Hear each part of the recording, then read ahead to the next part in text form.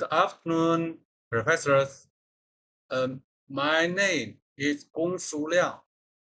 My topic is calling and comparing teachers' equitable leadership in selected schools in China.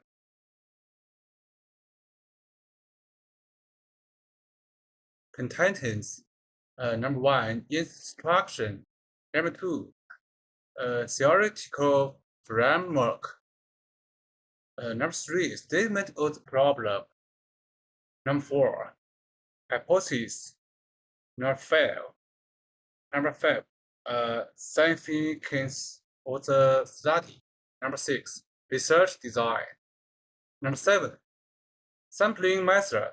Number eight, research instrument. Nine, statistical treatment. 10, conclusions.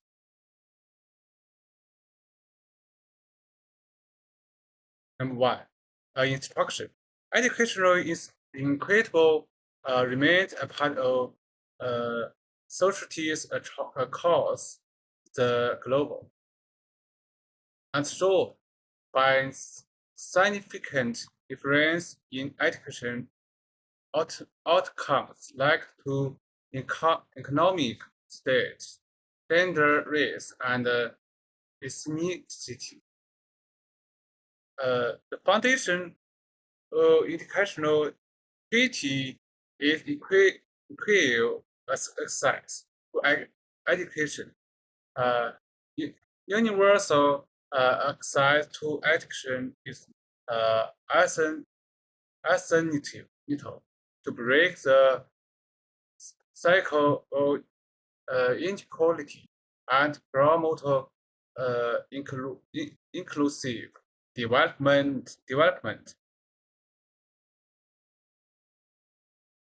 In China, the main problems of educational equality are the quality gap between urban and rural education, the development gap between regions, and the achievement gap between social-economic classes. Number two, theoretical framework. Number three, a statement of the problem. This research will answer the following research questions. Number one, what is the profile of the respondents in terms of goals? Number two, what is respondent number two, what's the respondent's assessment of their equitable leadership in terms of goals?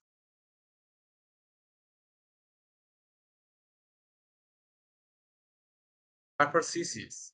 There is no significant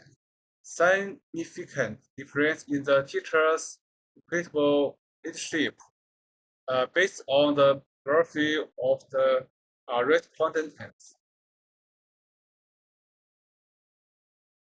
Significance of the study. The results of the study will be beneficial to the following: 1. Students. 2. Teachers. 3.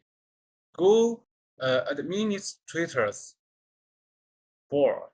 Future researchers. Number 5. Research design. The study uses a quantitative method is descriptive and comparative.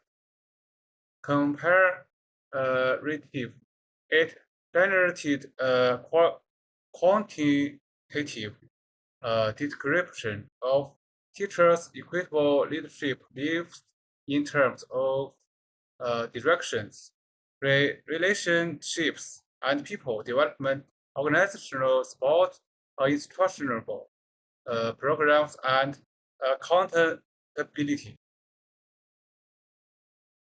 6. sampling method.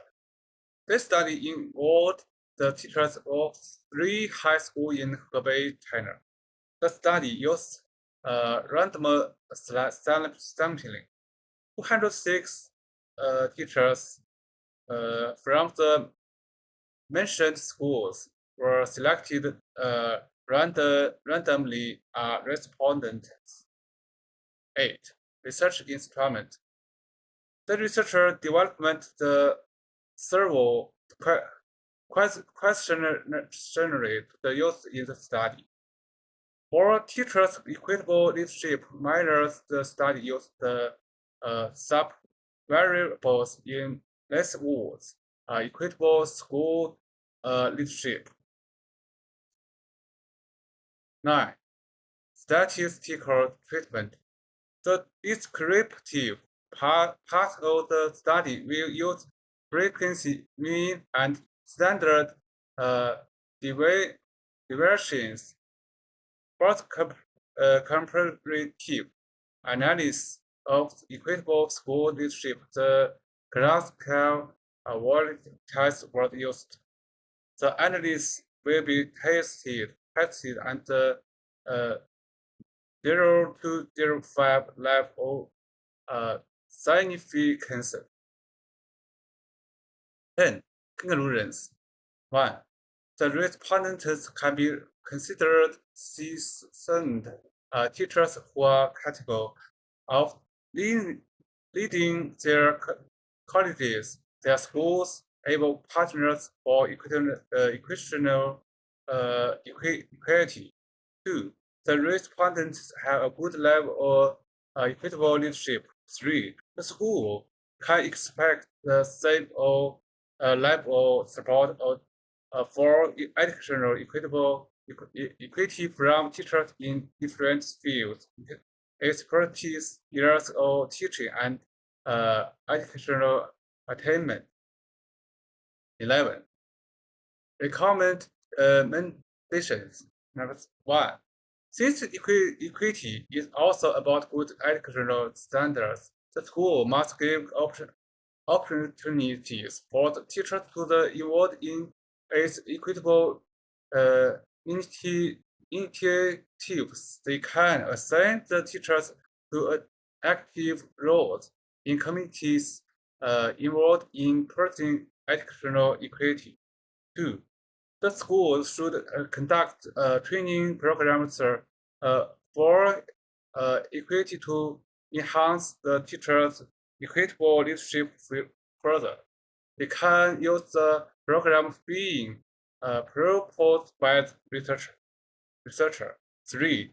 The opportunities for equitable leadership should be offered by schools without prejudice to their profile. Okay, thank you.